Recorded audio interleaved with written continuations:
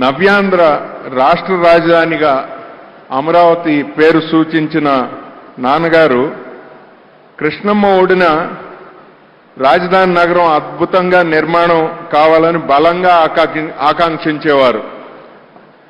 ఆ శంకుస్థాపనకు కూడా గౌరవ చంద్రబాబు నాయుడు గారి ఆహ్వానంపై వచ్చి ఆయన ఆనందం పంచుకున్నారు.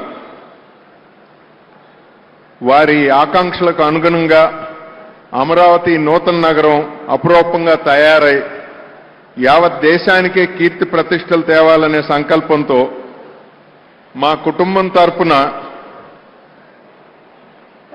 10 కోట్ల రూపాయలు విరాళంగా అందజేస్తున్నాం.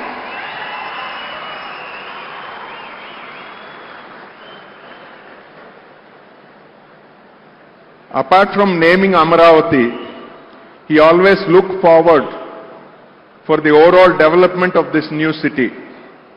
As a token gesture of the family for the continuance of his vision for this megapolis in the making, Amaravati, we are happy to present a check for rupees 10 crores to be used for the development of the city.